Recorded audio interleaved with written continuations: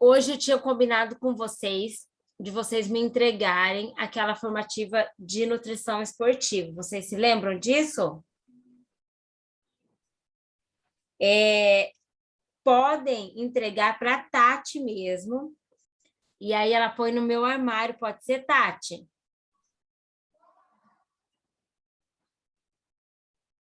Tati não me ouviu, né? Ah, beleza, tá. Outra coisa que a gente tem que combinar. Quarta-feira, a gente vai fazer... Não, na sexta-feira é a apresentação da formativa de dietoterapia, tá? Tá lá no Moodle. Eu expliquei na sexta-feira passada novamente, mas quero confirmar com vocês, tá? Essa formativa, a nota conta tanto aquilo que vocês vão me entregar, né, a parte resolutiva lá dos estudos de caso e a apresentação. Então, não dá para faltar, viu, pessoal? Outra questão, é só hoje, né, que eu estou assim, nesta modalidade com vocês. Calma aí. Ana Clara, por favor. Porque eu tive um outro problema relacionado ainda à chuva de quarta, tá? Nada demais, mas que me impossibilitou de estar aí. Então, eu quero primeiro agradecer a Tati de ter me permitido fazer assim e agradecer vocês e pedir desculpa porque não é algo que vocês estavam esperando, tá? Mas vocês não vão ficar sem aula, eu acho que vocês também já estão bem acostumados com relação a esta modalidade, tá, gente? E hoje a gente vai falar, continuando a dietoterapia, né, nossa carga, né, de matéria, né, que é bastante mesmo. Hoje a gente vai começar uma outra apostila sobre obesidade. Se ficou alguma dúvida com relação aos transtornos alimentares, eu não sei se todo mundo já viu a aula, mas ela está lá no Moodle. Se ficou qualquer dúvida, me avise, tá? E aí agora, gente, como eu terminei falando da compulsão alimentar, que geralmente quem tem a compulsão é o paciente com estado nutricional de obesidade, ele é geralmente obeso mesmo, não é nem sobrepeso, então agora a gente vai dar continuidade nesse assunto entrando na própria obesidade, tá, pessoal? Então, vamos lá. Eu vou ler essa parte aqui, meio técnica, mas depois vou dizer, tá? É uma doença endócrino-metabólica crônica, heterogênea e de muitas causas, caracterizada pelo excesso no acúmulo de gordura corporal em relação à massa corporal magra. Então, vejam bem, ela é uma doença que está relacionada tanto à parte endócrina, né, do nosso organismo, quanto à parte metabólica. Elas podem estar relacionadas a hormônios quanto a acúmulo ou gasto de energia, né? Ela é crônica, porque é uma doença que a gente não se torna obeso de um dia para o outro, né? O obeso, até ele chegar a esse estado nutricional, ele comete alguns erros ou até tem alguns problemas de saúde que levaram a isso já de longa data. Ela é heterogênea e de etiologia multifatorial porque não existe uma única causa para a obesidade. A pessoa obesa, ela pode estar obesa por um problema metabólico, por um problema hormonal, por alguma medicação que ela tomou, por um tratamento que ela fez, e porque ela come muito não muito, ela come mais do que ela gasta. Em linhas gerais, a maioria dos obesos são aqueles que se alimentam mais do que gastam, tá? Existem essas outras possibilidades de obesidade, porém, o número é menor, tá? Geralmente a obesidade a causa é um desequilíbrio calórico, onde as pessoas comem mais do que gastam. Aí, claro, né, gente, vamos pensar, a obesidade, uma vez instalada, então a pessoa já tem um hábito de longa data errado. Se ela come mais do que ela gasta, ela está sempre acumulando gordura. Onde a gente acumula gordura? Nas células de gordura, né? Nos adipócitos. Quando esses adipócitos ficam cheios de gordura, eles mesmos se multiplicam, né? Formando novas células de gordura. E para que serve uma célula de gordura se não é para ficar cheia de gordura? Né? É redundante, mas é isso mesmo. A célula de gordura existe para ser cheia de gordura. Então, a pessoa, quando ela está no estado nutricional de obesidade, gente, ela tem bastante células de gordura que estão cheias de gordura e elas têm hiperplasia dessas células, ou seja, elas produzem novas células de gordura. Então, elas têm um aumento do número de células de gordura e células de gordura cheias de gordura, tá? Isso leva, então, ao excesso de acúmulo de gordura corporal em relação à massa corporal magra. Eu disse isso na sexta-feira, na aula de esportiva. A pessoa obesa não é que tem peso inadequado. Ela é obesa porque ela tem um excesso de tecido gorduroso. Eu não posso falar que só porque um homem pesa 90 quilos, ele é obeso. Não, eu preciso saber ir além disso, eu preciso conhecer a composição corporal dele. Ele tem 90 quilos, mas ele tem 15% de gordura, ele não é obeso. Então, não é, a gente erra quando a gente fala, ele é obeso também, pesa 95 quilos. Não, calma aí, ele é obeso. Por quê? Porque ele tem um excesso de tecido gorduroso, tá? Não, a gente não pode cometer esse erro de pensar só no peso. É um problema de saúde publicaço, né? Mais da metade da população brasileira é obesa, não, tem excesso de peso, desculpa, e mais da metade da população mundial tem excesso de peso. É a doença crônica que mais cresce mundialmente, e olha para vocês verem. Se a gente pegar, buscar, né, no DataSUS, que é um sistema onde a gente tem muitos dados com relação à saúde. Se a gente for lá e buscar o número de pacientes oncológicos, quantos internamentos de câncer teve no ano, de obesidade, de diabetes, de hipertensão, tudo tem lá. Quantas pessoas morreram de diabetes, de doença renal, de HIV, de desnutrição, tudo tem lá, tá? Mas assim, quando a gente pega lá no DataSUS e a gente vai buscar os internamentos por obesidade, não tem. E tem, mas muito pouco. Não nessa proporção que eu disse para vocês. Se a gente for buscar a mortalidade por obesidade, é muito pequena. Por quê? Existe, na verdade, uma negligência com relação à obesidade ser uma doença. Na minha opinião, inclusive. Porque, assim, morre-se pouco de obesidade, mas é porque a pessoa obesa, ela vai ser internada não porque ela está obesa, ela vai ser internada porque ela teve um diabetes descompensado, porque ela teve um AVC, porque ela infartou, porque ela teve um câncer que pode estar relacionado à obesidade e morreu desse câncer. Então, assim, a obesidade, ela cresce muito, mas ela não parece que ela traz tanto agravo assim. Porque daí, na hora que a pessoa morre ou ela é internada, é difícil a gente encontrar assim, morreu obesidade. Não, morreu por complicações da obesidade, tá? Então, é uma doença que cresce muito e ela é totalmente ligada à situação de saúde que o mundo se encontra, mas muitas vezes a gente não olha dessa forma, né? Porque a obesidade ela leva a outros problemas.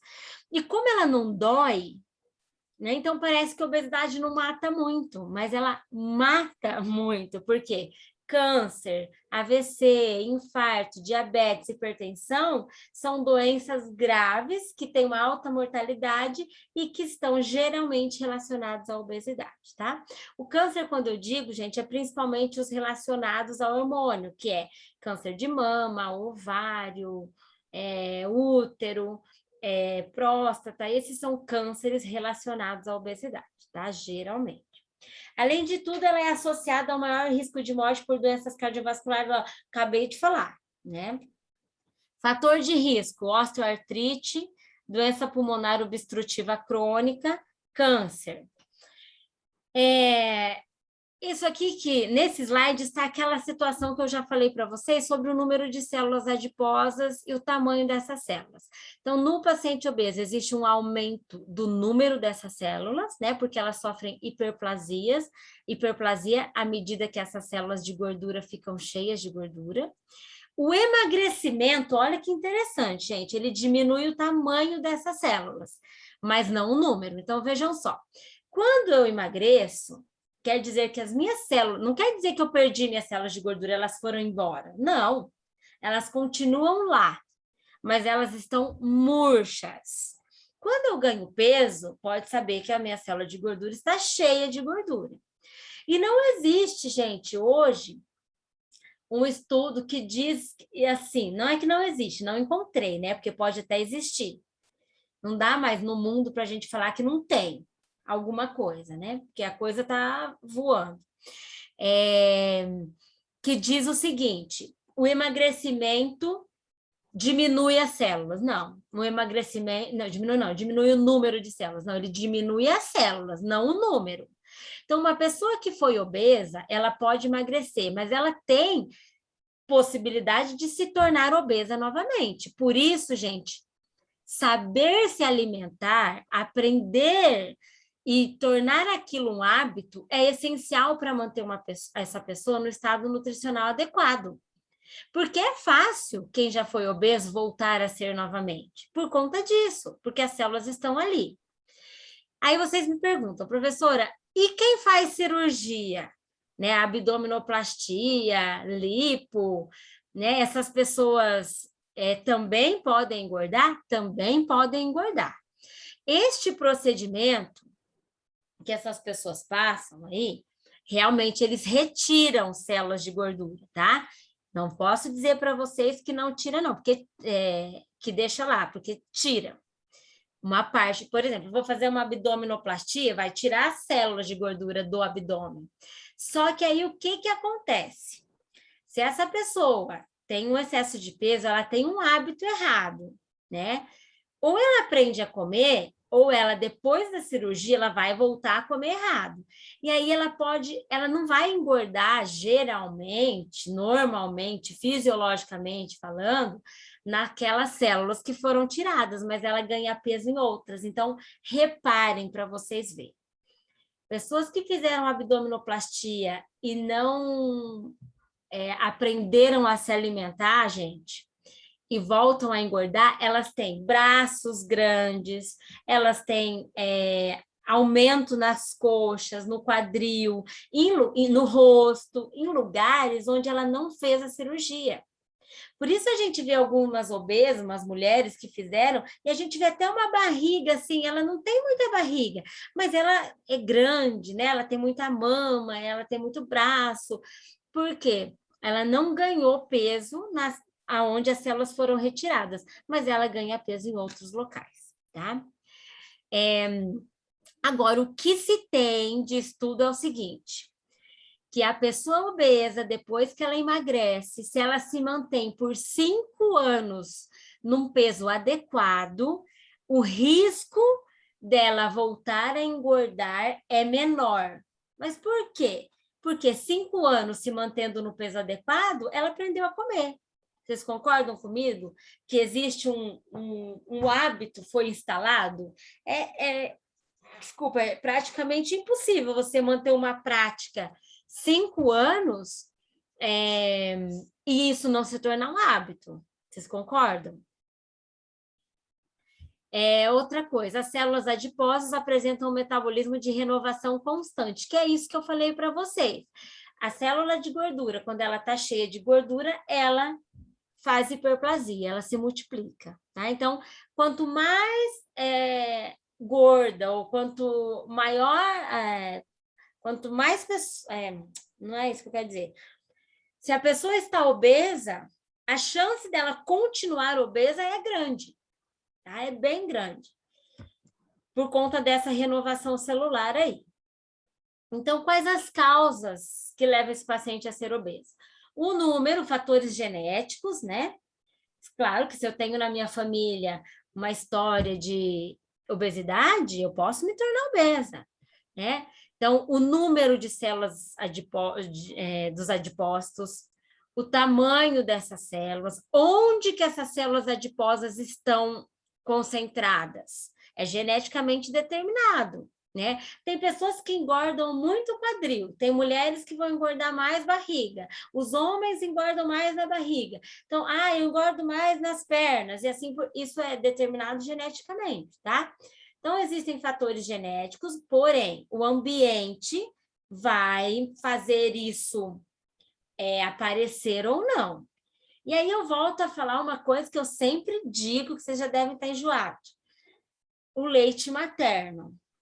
As crianças que tomam leite materno, elas têm geneticamente lá o quesito da obesidade, né? Essa predisposição, mas o leite materno pode não deixar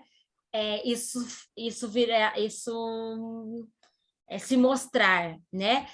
Na genética está determinado, mas isso pode não se tornar uma característica fenotípica. O leite materno tem esta capacidade. Crianças que mamam no peito têm menos chances de serem obesas, como elas têm menos chances de ter câncer, menos chances de ter diabetes, menos de ter hipertensão, tá bom? Outra coisa, o hábito, né? Se a pessoa tem um estilo de vida, ela come adequadamente, ela come coisas in natura, né? Arroz, feijão, salada, carne, leite, frutas, salada, ela come fibra, ela toma água. E a gente não precisa viver passando fome para não ser obeso, não. Basta a gente ter uma alimentação adequada, né? Se a gente comer adequadamente, a gente não precisa gastar horrores, a gente não precisa ir atrás de suplemento por conta disso, né? Basta que a gente tenha um equilíbrio, né? Que a gente saiba escolher as coisas. Então, se eu tenho isso junto, eu pratico atividade física, de modo que eu consumo X calorias. Vamos supor que eu consumo 3.000 quilocalorias e eu gasto 3.000 quilocalorias. Para vocês, eu vou manter o meu peso, eu vou ganhar peso, eu vou perder peso?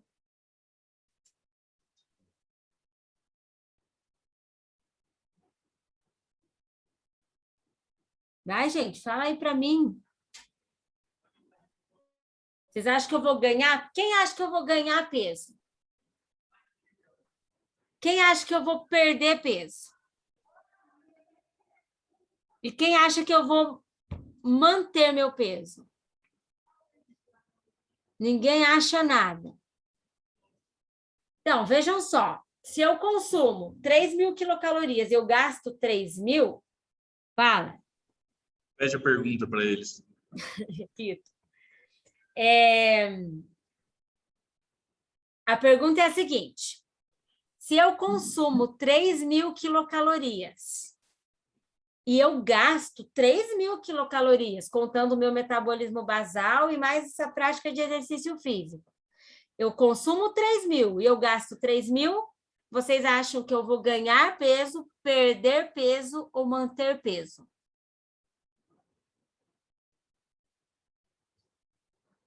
Quem acha que eu vou ganhar peso?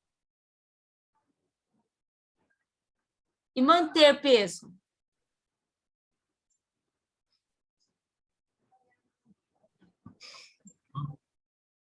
Fala. Você que chegou aí pertinho, fala para mim. Quem levantou a mão aí, que eu vou manter peso, é isso mesmo. Porque eu tenho um equilíbrio. Eu até consumo 3.000 quilocalorias, mas eu gasto os 3.000. Agora, quando a pessoa consome mais do que gasta, aí ela pode começar a acumular gordura, né? Ela vai começar a acumular nutrientes. E eu já disse isso lá na esportiva. O acúmulo dos macronutrientes se dá como triglicerídeos. Se eu comer carboidrato em excesso, eu vou armazenar ele em forma de gordura. Se eu comer proteína em excesso, eu vou armazenar em forma de gordura. E se eu comer lipídio em excesso, eu vou armazenar em forma de gordura. Certo?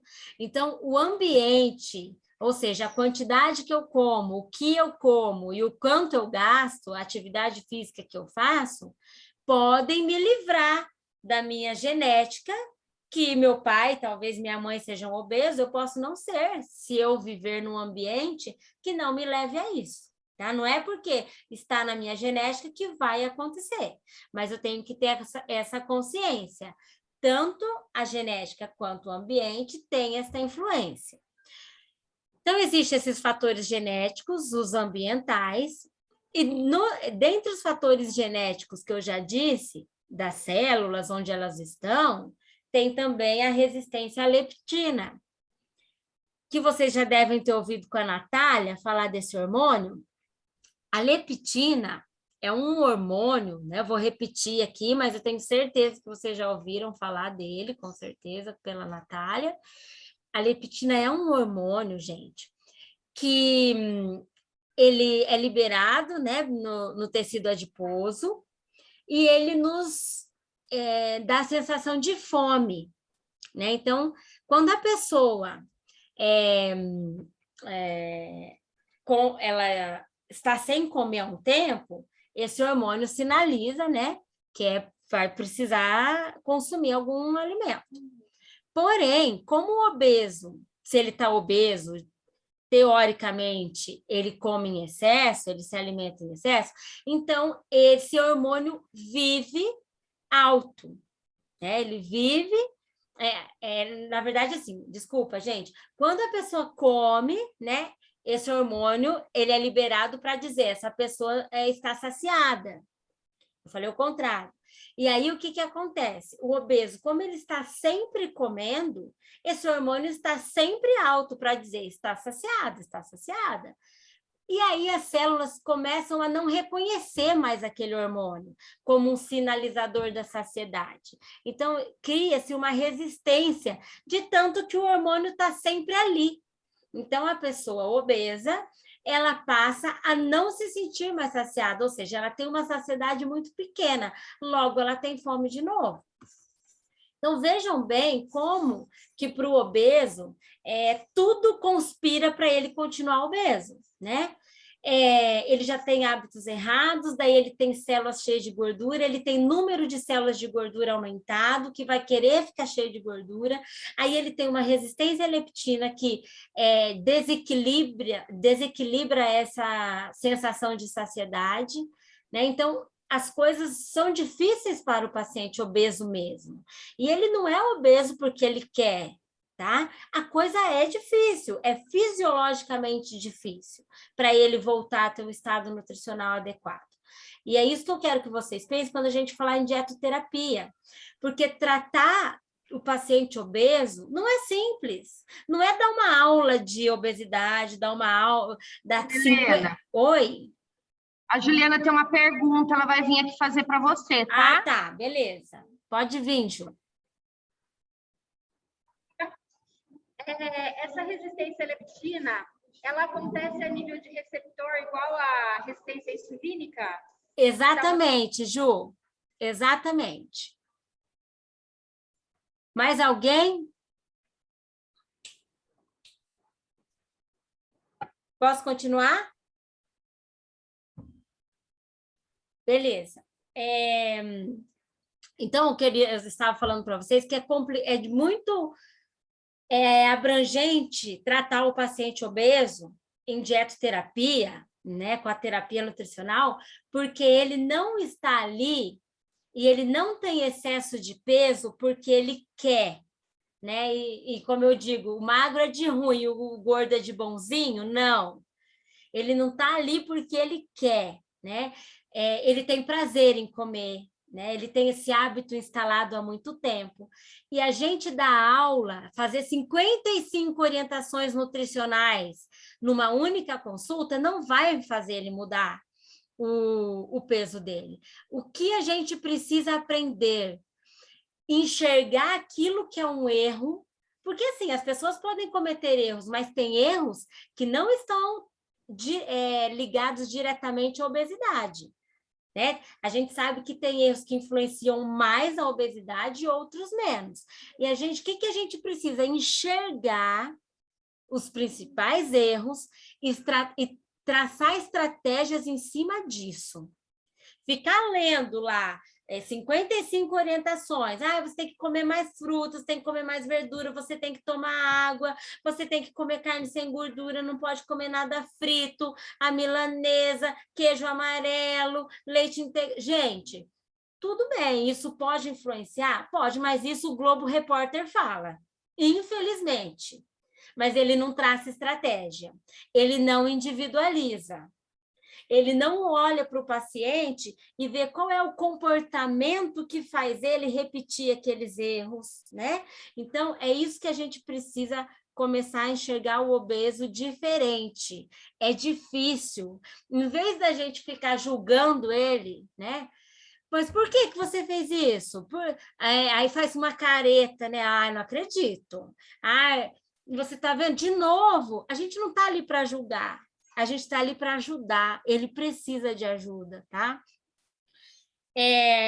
Daqui a pouco eu continuo falando disso, vamos voltar aqui para a leptina. Então, a leptina é um hormônio produzido nos adipócitos, com ação no sistema nervoso central, e diminui a sensação de fome. E nos indivíduos obesos, existe essa resistência, como eu já expliquei. Olha lá, Ju, porque diminui receptores na barreira hematoencefálica. Então, uma questão do receptor mesmo, do receptor celular, em reconhecer a leptina como um hormônio que vai causar saciedade, tá? Então, aí está um resumo do que eu falei para vocês. Que é do balanço energético positivo. Muitas coisas nos levam à obesidade, como eu já disse, mas o principal ainda é esse, a pessoa comer mais do que ela gasta. Então, não existe um equilíbrio, né? Se vocês forem ver essa balança aqui, o que ela come, né, é maior do que o que ela gasta. Então, ela tem um balanço energético positivo, ou seja, a energia está positiva. Quem ganha aqui é o lado que come, tá? No balanço energético positivo, as pessoas ingerem mais alimentos do que elas precisam, do que a necessidade calórica dela, e o gasto energético é menor do que a ingestão energética. Este é um comportamento alimentar inadequado. O que seria o adequado? O adequado é a gente comer, né, de forma que a gente tenha um balanço energético neutro, né, o equilíbrio, né, comer e gastar nas mesmas quantidades, certo? Outras coisas e causas, inclusive, que o obeso mostra para a gente. Eles comem rápido. Isso eu falei lá naquele paciente que come compulsivamente, né, do transtorno do comer compulsivo. Eles têm essas características, o obeso e quem tem transtorno do comer compulsivo. Comem muito rápido. Comem até se sentir desconfortavelmente satisfeito, né? Tipo, muito cheio. E reparem, gente, as pessoas que têm excesso de peso, elas têm essa fala, nossa, comi demais. Nossa, estou muito cheia, para que comer tanto? Né? Comece a reparar, sem julgar. Né? É uma fala muito comum e que já está mostrando para a gente, né? Ela come até se sentir mal. Comer grandes quantidades sem sentir fome, come sozinho, mais do que em grupo, porque como essa pessoa come uma grande quantidade, ela passa a ter vergonha do quanto ela come, e ela não quer ser julgada. Então, eles comem mais, quanto mais sozinhos eles estão. E eles se sentem decepcionado, deprimido ou culpado após se alimentar. E essas pessoas têm sempre, por que eu fui comer? Ai, meu Deus, amanhã eu vou ficar o dia inteiro em jejum. Então, são falas, assim, muito triviais, que eles estão sempre dizendo, mas que a gente não associa muitas vezes, né? Que é uma característica de quem tem um estado nutricional de excesso de peso, tá? Consequências da obesidade. Por isso ela é um problema de saúde pública, não só porque torna a pessoa com excesso de peso, mas porque leva ao diabetes, resistência à insulina, leva à hipertensão, trombose, aterosclerose, arteriosclerose, dislipidemias, AVC, infarto, câncer e síndrome metabólica. Se a gente for ver, o sistema público gasta muito com esses pacientes, tanto que o paciente diabético ele tem direito a medicamentos, a insulina, o hipertenso à medicação de hipertensão. Eles têm, o sistema público tem essa responsabilidade no tratamento. Então, o paciente obeso, ele deveria, na minha opinião, gente, ter até muito mais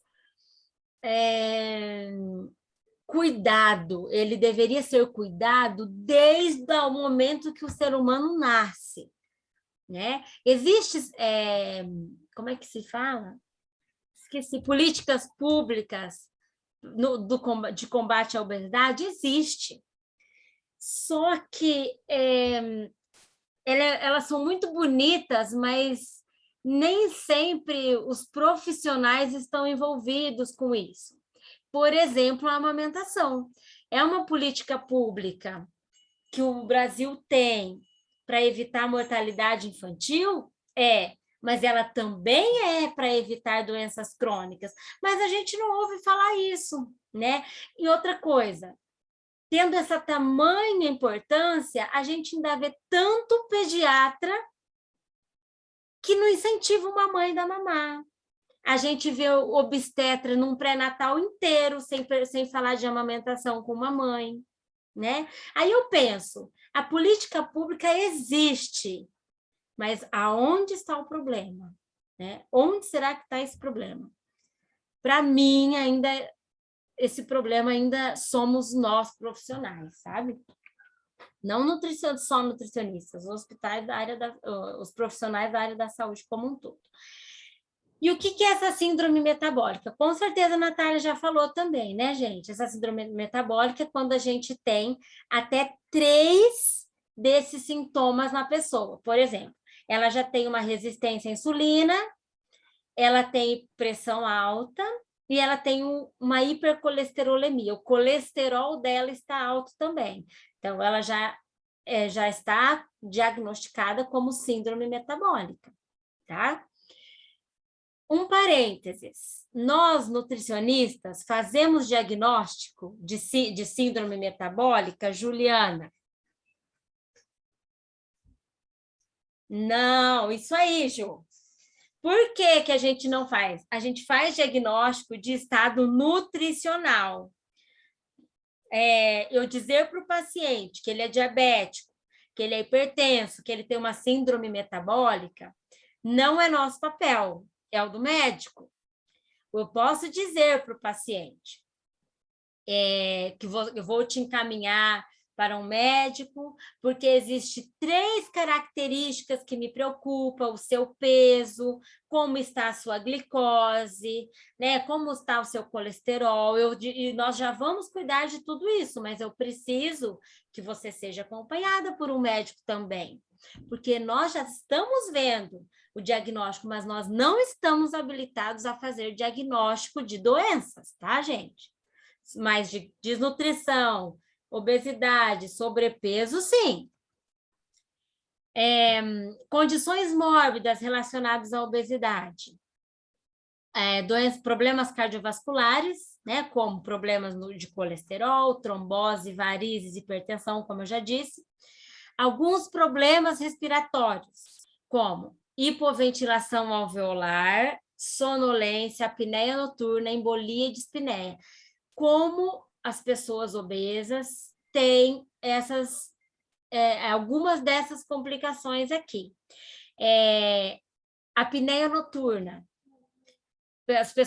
Os pacientes obesos costumam dormir muito mal por conta dessa parada de parar de respirar durante a noite.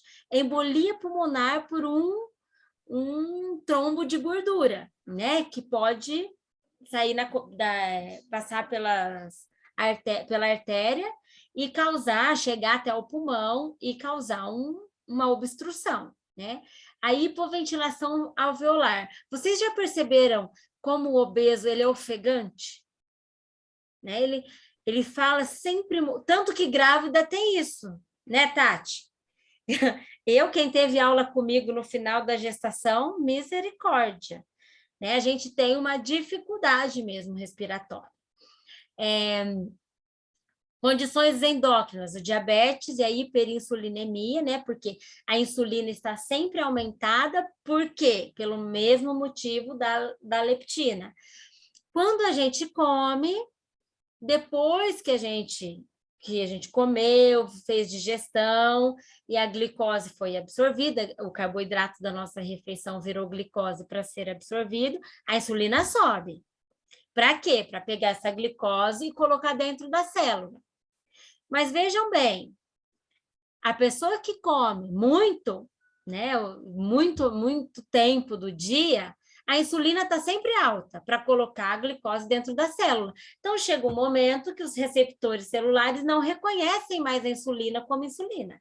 Então, existe uma hiperinsulinemia desses pacientes. Fora isso, essas pessoas podem ser inférteis, ter síndrome do ovário policístico, tanto que a gente vê diabéticos sendo tratados, obesos, quem tem o síndrome do ovário policístico ser tratado por medicações de diabéticos, né, e de obesidade também.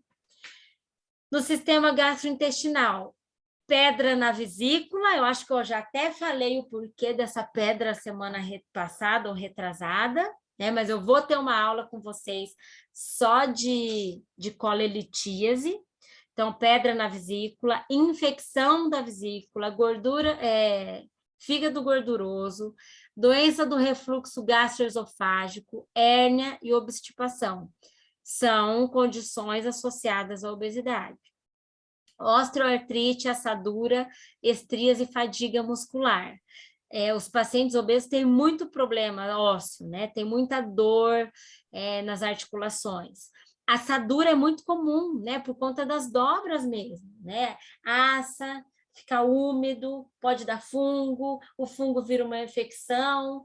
Então, são problemas comuns do paciente obeso. As estrias, como vocês já sabem, a própria fadiga muscular, câncer de cólon, câncer de reto, próstata, vesícula, mama, útero e ovários. Podem ver, cânceres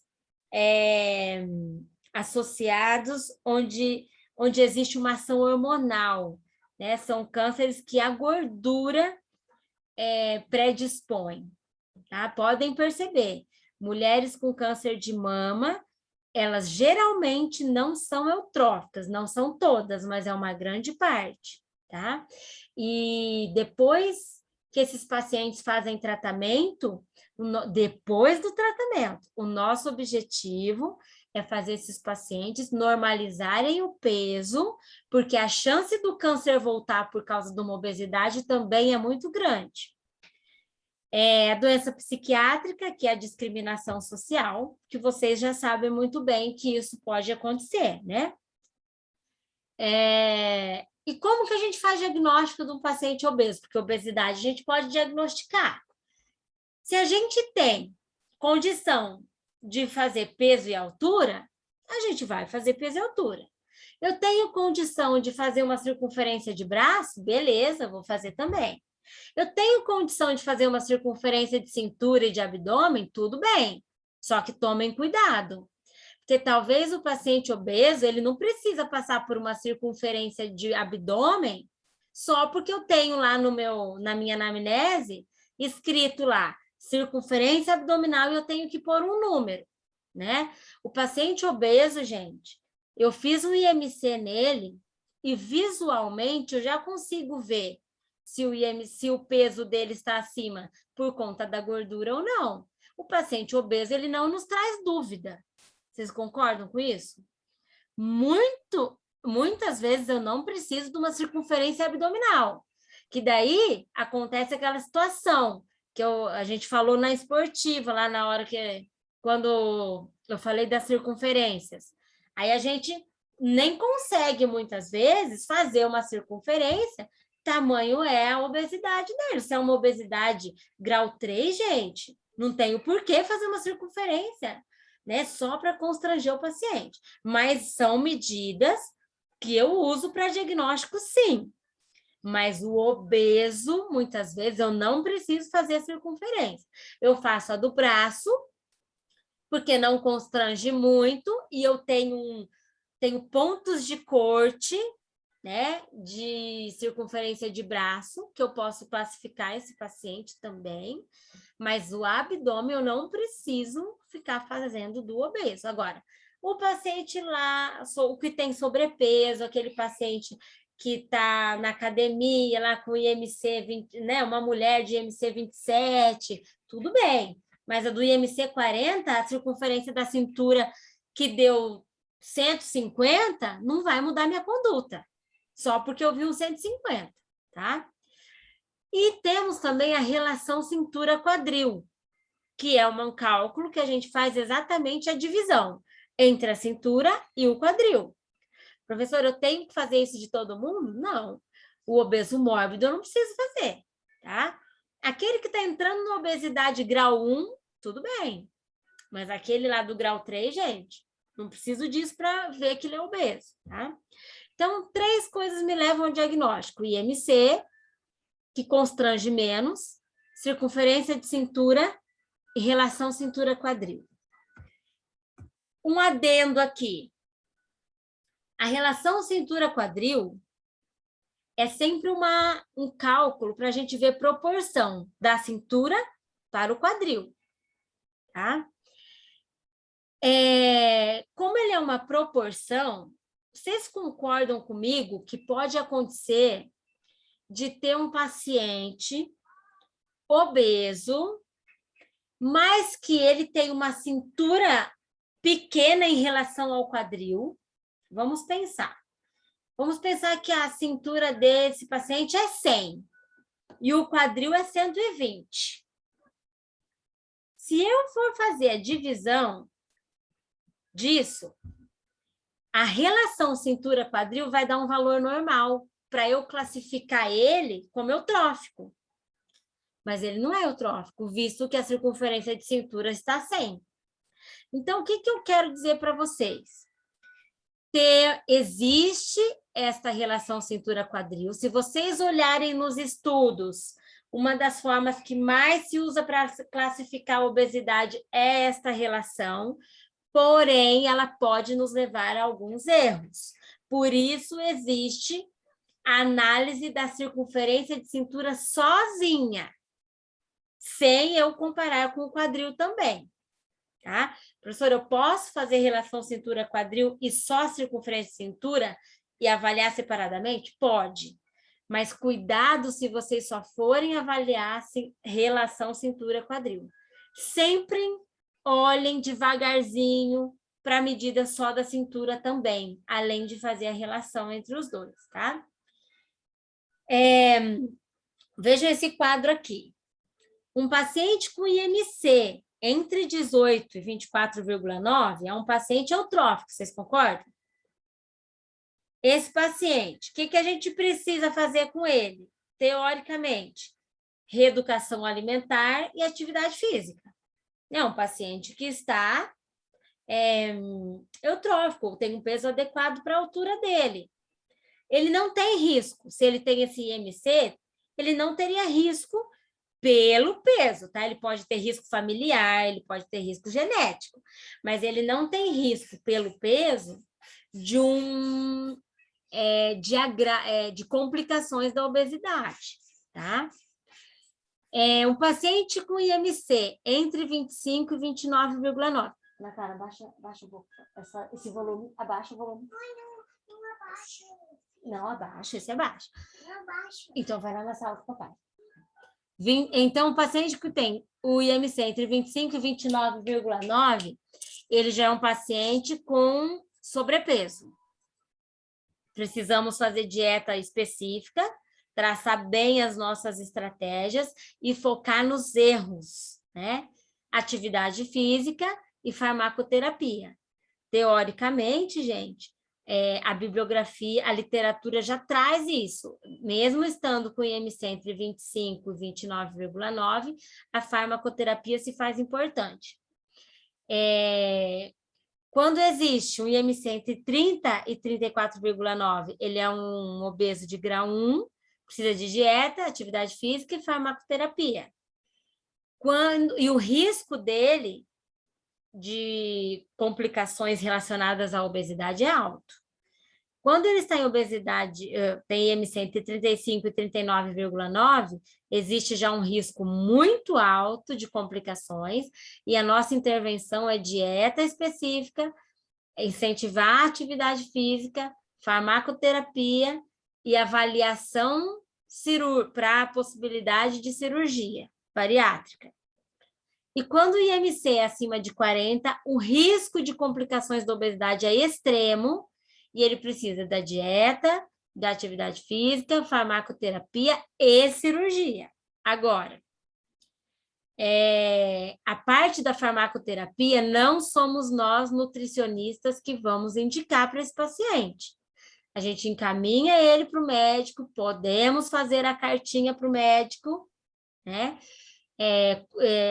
Descrevendo por que você encaminhou ele, para avaliação dele, né? Para avaliação dele com relação ao uso de medicamento, né? Por quê, gente?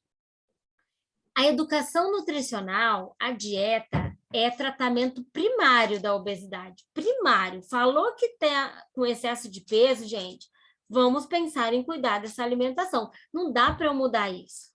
Mas, em muitos casos, a farmacoterapia é importante, porque se ele é obeso, ou se ele está, né, muito próximo da obesidade, ele não está ali de um dia para o outro, ele já vem ganhando peso, o hábito é errado. No momento, o organismo dele já aumentou números de células adiposas, o metabolismo dele pode estar diminuído por conta do tanto de tecido gorduroso em relação ao tecido magro, né, ao tecido livre de gordura. Então, assim, a própria saciedade dele já não é mais controlada, né? A secreção de leptina e insulina já não é como no organismo normal. Então, vocês concordam comigo que talvez só dieta para o paciente que está próximo da obesidade seja difícil para ele, porque ele tem um descontrole, e muitas vezes eles precisam, inclusive, de acompanhamento terapêutico, porque já é um problema comportamental também. Então, gente, a dieta é sempre o tratamento primário, mas em muitos momentos a farmacoterapia se faz necessária. Mas o médico vai fazer isso e ele precisa também fazer o desmame do medicamento. Porque não é só ir lá no médico, o médico passa o medicamento e aí ele começa a tomar o medicamento e acabou. Tudo bem, vai tomar para o resto da vida. Não, isso vai ajudar ele aderir ao tratamento, mas o objetivo é que esse paciente pare com a medicação. Esse é sempre o nosso objetivo, tá? Claro que o IMC adequado não precisa de medicação. E de 25 a 29, embora esteja na literatura, vale a pena a gente focar na dieta. E se a gente vê que o paciente não tem sucesso no tratamento, e você vê que ele realmente faz, que ele tenta e não dá certo, aí você encaminha. Agora, acima do IMC 30, é bem frequente a possibilidade desse fármaco sendo adjuvante da dieta, tá? Aqui tem um outro quadro que mostra os riscos de complicação, não considerando só o IMC, mas considerando a circunferência de cintura e a relação cintura-quadril. Ana Clara, por favor, vai lá para o papai. Não, os alunos da mamãe não estão escutando a mamãe por causa desse barulho aí. Não, gente, vocês estão vendo. Tá vendo, Tati? Que situação? Então, vamos lá, ó. Um homem, quando a cintura está acima de 94 centímetros, igual ou acima, já tem um risco elevado de complicações. E acima de 102, muito elevado, né? A relação cintura-quadril 0,9 a 1 é elevado e acima de 1 é muito elevado. Isso aqui que eu quero que vocês vejam bem. Não olhem só a relação cintura-quadril, tá, gente? Olhem a cintura sozinha.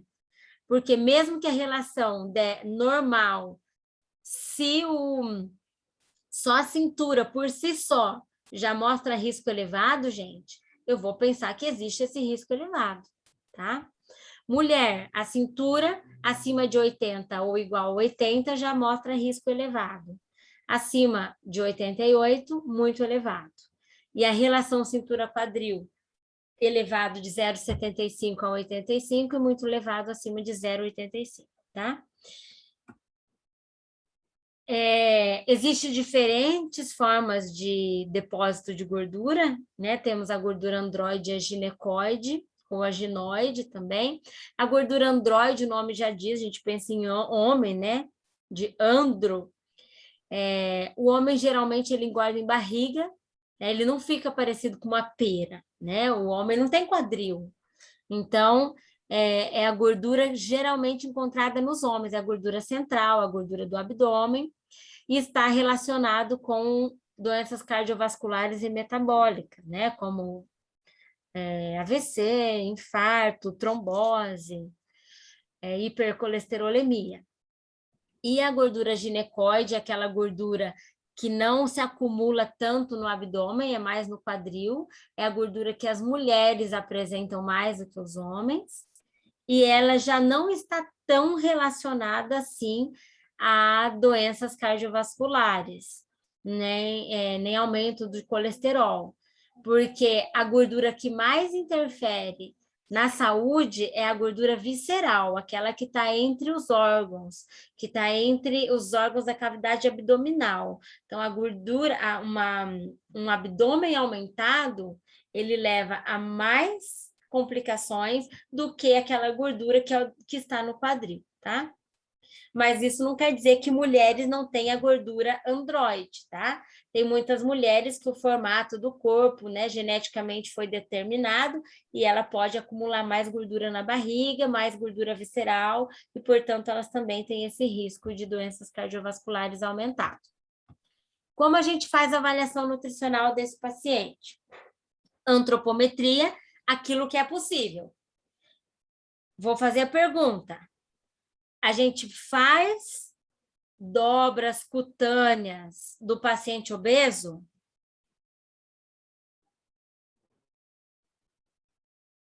Faz aí com a mão aí para eu enxergar aqui. Fazemos do paciente obeso ou não? Não, né? Por quê?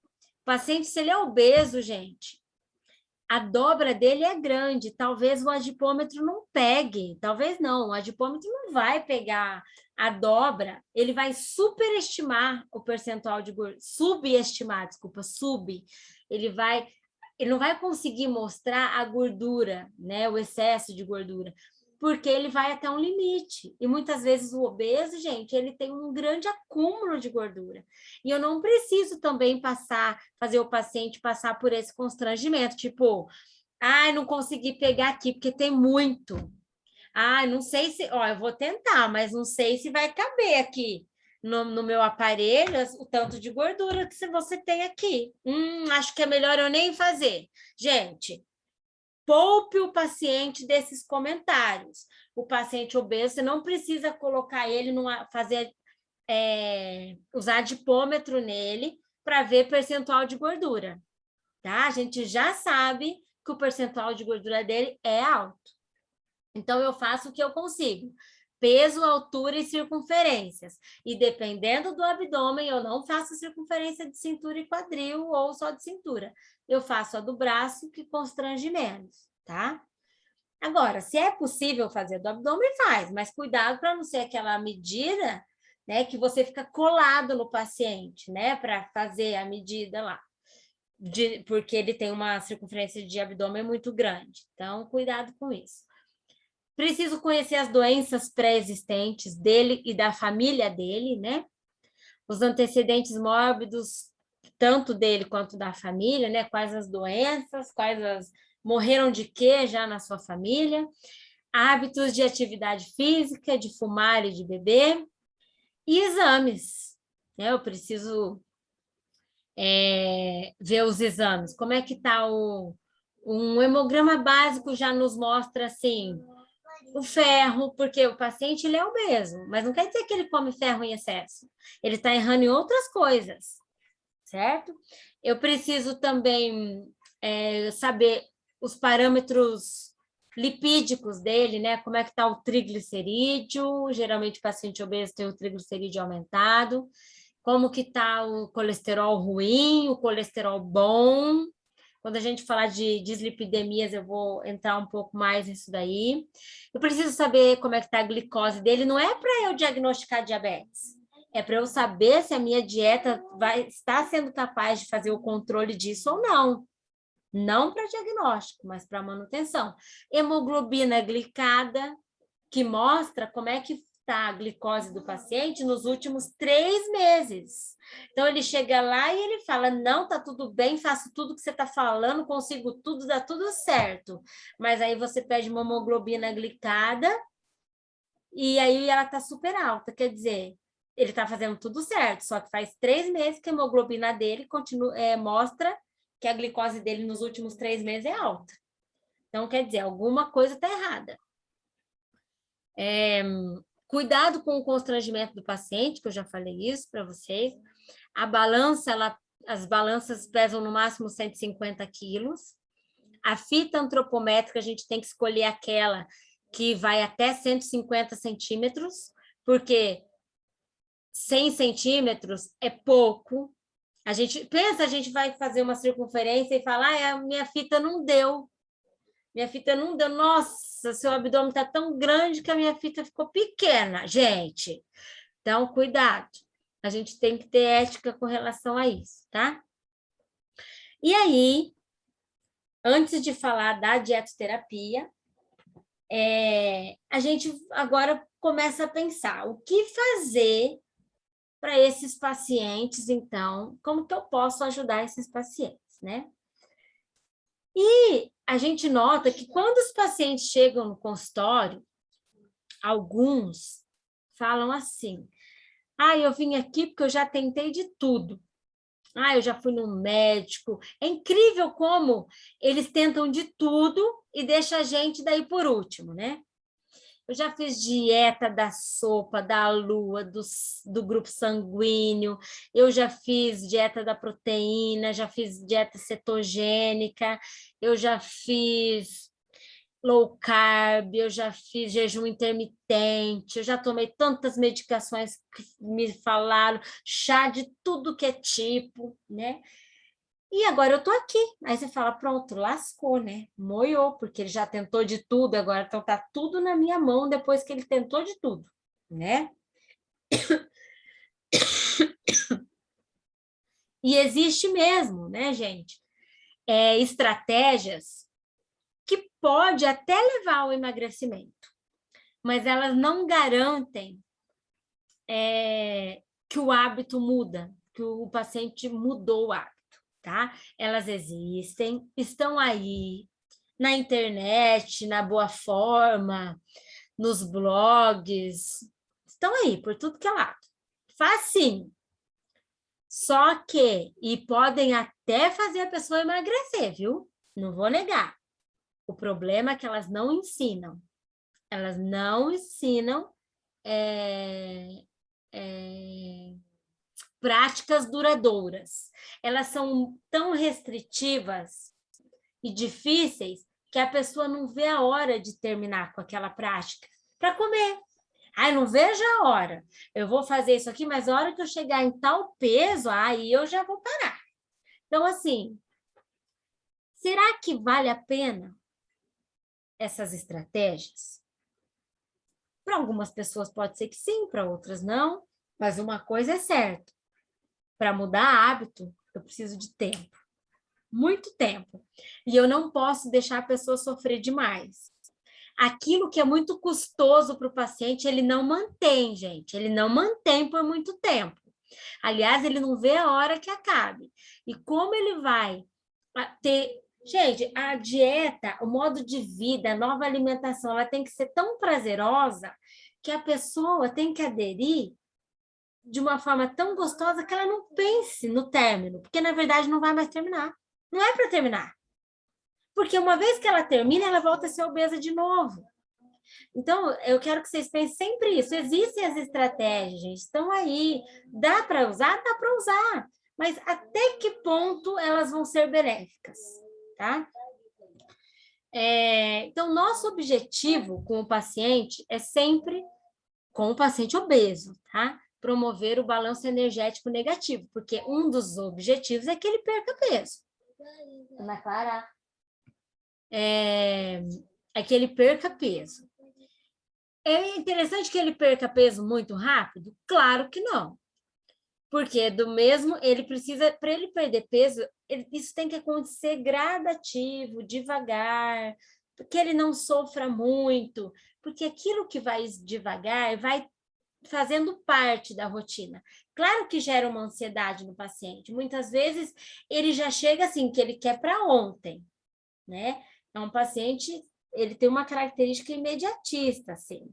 Mas a gente já tem que ir falando para ele, olha, calma. O que vale mais a pena para você? Perder 5 quilos agora em 3 semanas e depois você recuperar os 5 em mais 3?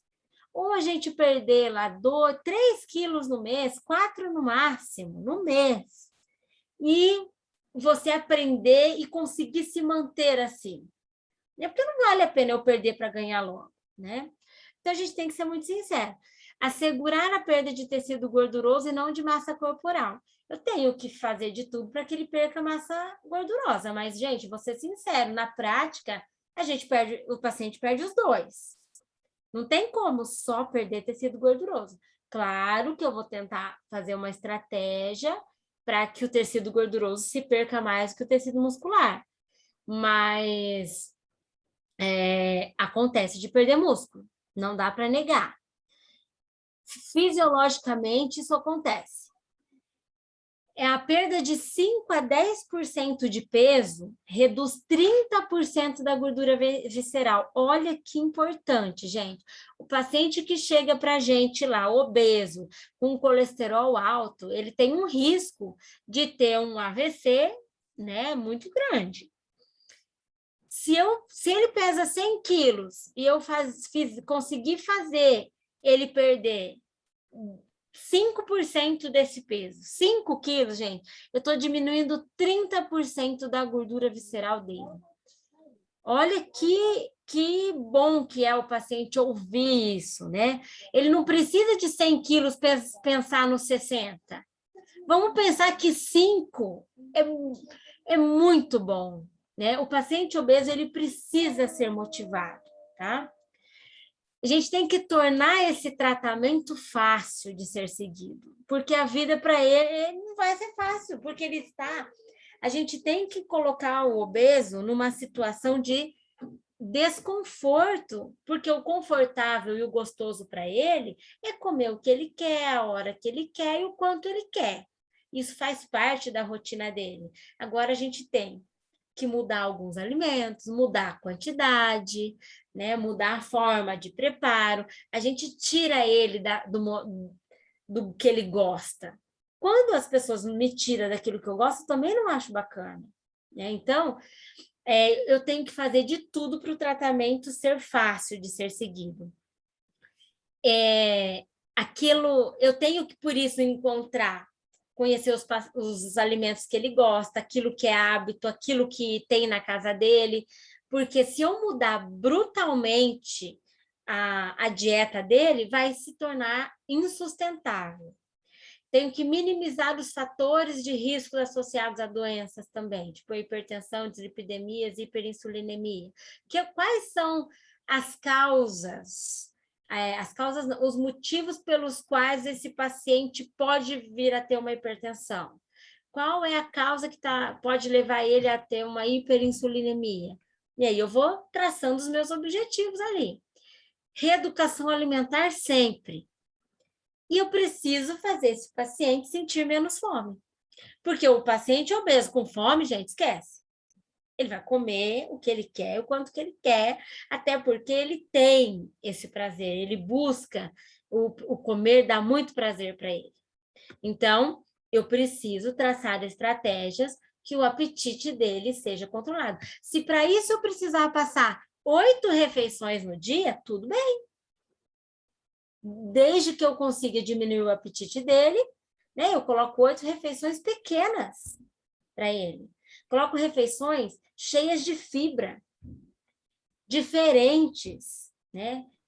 Com vários vegetais, com várias frutas. Ai, professora, mas não pode, né, comer fruta, porque fruta engorda. Ah, então deixa ele comer a barra de chocolate. Se a fruta é tão engordável assim, então vamos para o chocolate, que ele não é, né? Porque eu vejo umas coisas assim, né, absurdas.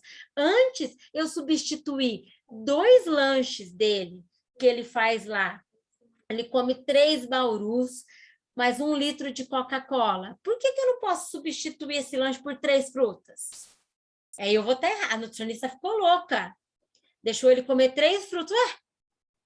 Ele comia um lanche, 3 lanches e um copo de coca, estava tudo certo. E aí o errado é o nutricionista, né? Então, assim, a gente precisa atingir, não é atingir, a gente precisa traçar coisas possíveis. Se para um momento eu preciso colocar 8 refeições e eu acho que isso vai dar certo, vamos pôr. Se para um momento eu preciso abrir mão e liberar 6 frutas, eu vou abrir. Ai, professora, mas na pirâmide fala só que é 3 frutas no dia. Tudo bem, mas cada pessoa é uma, né? A pirâmide eu uso mais para grupos, eu uso, como a gente já conversou da pirâmide esses dias, ela se faz muito importante, mas eu tenho que atender a individualidade do paciente. Não quer dizer que vai ser sempre assim. O tratamento com vocês, nutricionista, vai durar muito tempo. E aí você vai depois, um dos seus objetivos é diminuir a fruta para 3 no dia, mas no momento, se ele precisar de 6, antes 6 frutas do que 1 litro de coca e 3 sanduíches de uma vez. Vocês concordam comigo? Promover alterações no estilo de vida sedentário, porque provavelmente é um paciente sedentário, e eu vou dizer para vocês, para fazer o obeso ir para academia é bem difícil, porque lá ele encontra só gente magra, hipertrofiado, todo mundo muito organizado no corpo, né? Com o top, com a barriga de fora, né? E ele tá lá, todo desconcertado, né? O corpo todo numa forma que não condiz com a maioria. Então, assim, vamos fazer atividade física? Aí ele vira para você o quê? Aí você diz o que você gostaria de fazer. O que hoje você fala para mim que vai ser possível você fazer? Me fala uma atividade física que você acha que você consegue cumprir hoje.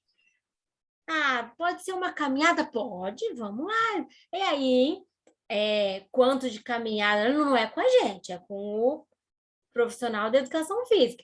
Mas, assim, eu não tenho que mandar ele para academia, ele para o tênis, ele para natação. Eu tenho que dizer, escolha, fala para mim que você consegue cumprir. Gente, o obeso, coitado, ele está com tantos desequilíbrios que eu preciso que ele me fale muitas vezes. Olha, eu coloco para ele lá, vamos dar um exemplo. Eu tenho N objetivos que eu quero que você cumpra. Dentre eles, comer 3 tipos de legume no almoço e 3 no jantar. Eu preciso que você coma fruta, eu preciso que você tome mais água. Desses aqui, para esta semana, o que você acha que é possível a gente fazer? E ele vai dizer, olha, não vai ser possível comer 3 legumes. Por quê? Então, você consegue 2? A gente precisa, gente, fazer por onde com esses pacientes, tá? Claro que o meu objetivo final é chegar quase na perfeição, mas eu não vou chegar na perfeição hoje. Hoje eu vou consertando aos poucos, tá? E promover a manutenção do peso desse paciente, que pode ser a parte mais difícil. Porque depois que a pessoa vai chegando próximo do peso adequado, ela se sente bem, ela se sente feliz, ela já se permite mais. Aí ela se permite mais, ela começa a comer algumas coisas que não estava no hábito, que ela volta a sentir prazer naquilo, daí ela repete de novo, daí ela fica arrependida, aí ela comete uma estratégia muito restritiva que gera ansiedade, faz ela comer de novo. Então, a gente precisa pensar numa manutenção mais leve, mas até chegar na manutenção, vai tempo. Se esse paciente se você tem estratégias coerentes com a necessidade do indivíduo, você vai conseguir levar isso, ele vai conseguir cumprir e a manutenção é muito melhor. Tá? Agora, se ele perdeu tudo em 2 meses, a manutenção não vai ser manutenção, ele logo vai estar recuperando, tá? Para manutenção, programas de manutenção de peso relacionadas à alimentação, isso inclui modificar algumas condutas, eu mesmo posso permitir algumas coisas, né? Posso traçar algumas permissões para ver até onde ele vai, até onde ele se controla ou não. A prática de atividade física na manutenção é essencial, porque qualquer deslize, a atividade física, ela mantém um gasto energético, né? E outros programas de manutenção, como estratégias que a gente traça também, tá? Agora são que horas, gente? 8h30, né? Deixa eu ver onde é que eu vou parar. Não, eu vou parar aqui. Porque eu quero falar, na hora que eu começar a falar de plano alimentar individualizado, aí eu não paro mais, tá bom? Luana, Oi, Luana, Tati. mais uns 5 minutos? Então dá tempo de eu falar até aqui. Aí eu... Ah, por quê? Eu tenho que devolver a caixa de som. Ah, tá. Não, eu vou parar daqui, já. Tá bom. Tá bom? Então, gente, o plano alimentar, como eu disse, é individualizado àquele paciente, àquela situação, ao que ele pode comprar, ao que ele gosta. Não dá para eu só dar coisa que ele não gosta, tá? Individualizado as doenças que ele tem, ou que ele pode ter, ou que a família já teve. O peso ideal ou peso desejável. Nem sempre o ideal é o que a gente quer para o paciente, tá? Nem sempre. O peso ideal é o que está na ideia. Vocês lembram, né? Que a gente já falou disso. Muitas vezes, a gente busca o peso desejável do paciente ou um peso possível, que é geralmente aquele peso, por exemplo, se ele está em obesidade grau 2, eu vou buscar primeiramente o peso que ele saia da grau 2 e venha para grau 1. Depois do grau 1, eu traço o peso de saída da obesidade para vir para o sobrepeso, e assim por diante. Eu não preciso traçar um peso meta de um paciente que pesa 100 quilos, eu falar que ele tem que pesar 50, porque dá vontade dele, coitado, ele vai sair de lá, ele não vai mais querer voltar, de tanto que ele vê que está longe, né? Então, eu posso traçar os pesos, conhecer o que ele quer para ele, e eu vou ter o que eu gostaria para ele também, né? Mas eu faço os cálculos, não geralmente, como eu já falei para vocês, lá na dietética, né? Do IMC anterior ao que ele está, tá? A oferta calórica deve ser de acordo com o peso corporal. Se a gente for considerar a regra de bolso de 20 a 25 quilocalorias por quilo, a gente tem feito alguns exercícios para treinar essa regra de bolso. E a gente tem uma outra forma de verificar caloria, de cuidar de calorias, aliás. Promover um déficit calórico de 500 a 1.000 quilocalorias por dia a partir daquilo que ele está habituado. Então, por exemplo, quando vocês fazem como que é o nome? Recordatório 24 horas, que ele relata tudo que ele come, o quanto ele come. A gente faz um cálculo, né? Pode ser por programa, ou a gente tem ideia baseado na lista de equivalentes que vocês têm, inclusive. E aí eu detecto que geralmente ele come 3.500 quilocalorias. Eu posso aplicar um déficit calórico aí de 500 até 1.000 calorias. Ele está habitualmente consumindo 3.500. Então, se eu der 2.500, já vai promover uma perda de peso. Sim, com certeza. De 0,5 a 1 quilo por semana. Então, eu posso pensar no peso, devo pensar primeiro no peso, né? Que eu gostaria que ele tivesse, e que ele queira ter também.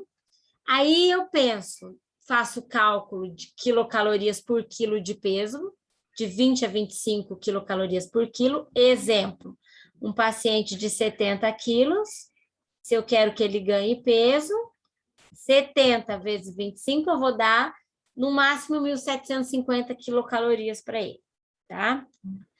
Ou eu faço esse déficit calórico de 500 a 1.000 quilocalorias, diminuídos do tanto que ele está habitualmente consumindo. Deu para entender? Sim, não?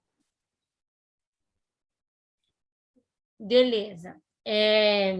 E lembrando que, gente, depois eu vou falar mais especificamente, mas lembrando que todos os grupos cabem na dieta do obeso, todos, carboidratos, proteína, lipídio, vitaminas, minerais, fibra, água, tá? Só que aí a gente vai entrar em cada grupo, eu vou falar para vocês especificamente de cada grupo, o que a gente pode fazer dentro daquele grupo para melhorar, para ele não sentir tanta fome, para não repercutir isso nos níveis glicêmicos, para que o colesterol não aumente. Então, daí eu vou falar mais especificamente de cada um. Por isso, eu vou parar aqui, então. Beleza, pessoal? Tati, acho que deu aqui. Ô, Ana. Oi. Daí veio todo mundo, tá? Daí você coloca presença. Beleza. Tá bom? Vocês têm alguma dúvida? Não, eles não têm dúvida, tá bom? Quarta-feira tá tudo certo. Eu que agradeço, Tati. Beijo. Beijo. Bem, gente, então... Ai, tem que parar aqui.